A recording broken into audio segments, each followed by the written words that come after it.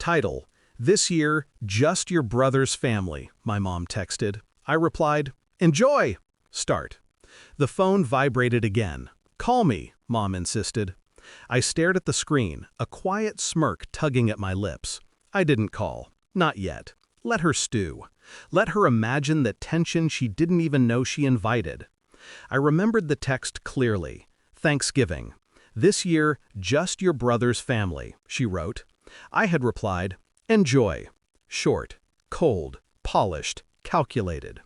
I should have been shocked, hurt, maybe even pleading, but the truth was, I had already decided how this would end, and it wasn't with excuses or tears. Mom and I weren't always strangers behind polite smiles and forced holiday dinners. I grew up in the shadow of my brother's life, the one everyone seemed to love more, the one whose mistakes never seemed to stick. Mom's favorites always had a halo of indulgence. My victories were whispers. His failures were news. We laughed together once, genuinely. She cheered at my recital, hugged me after late-night emergencies, and whispered promises that she'd always be there. Those moments weren't fictions, they were leverage. But the betrayal, that burned hotter than any absence of love. I wasn't asking for fairness, I was asking for acknowledgement. Instead, I was erased. This year, just your brother's family. Not a hint of my existence. A text. A weapon wrapped in casual cruelty. It started with a fleeting suspicion. Overheard whispers, the way she lingered on stories about him, the subtle shift in tone when I mentioned my accomplishments. Then the phone call that made it undeniable. A mutual friend, hesitant, apologetic, confessed it outright. The family had decided, without me, without asking. That was the moment the seed of quiet rage took root. Pain was brief. Planning came next. I didn't scream. I didn't storm over. I built. Quietly, meticulously. First, a house. Not just any property, but a mountain ranch worth $5 million, far beyond their expectations or imaginations. The legal paper trail, the renovations, the landscaping, it took months. I hid it behind shell companies, silent acquisitions, anonymous architects. Every detail was invisible to prying eyes, every document airtight. Then surveillance. Invitations sent, subtle queries about family schedules, casual brunches that revealed holiday plans. I knew when they would arrive, who would be included, who would be left out. And I planned every photograph, every moment. The day arrived like a silent storm. I opened the gates to a sprawling estate, blanketed in autumn gold. Friends, colleagues, even distant family, all invited. The house thrummed with laughter, clinking glasses, firelight reflecting on warm faces. I moved through it like a ghost, unnoticed by those I intended to haunt. And then, the photos. From the grand hall to the deck overlooking the ridge, I captured everything.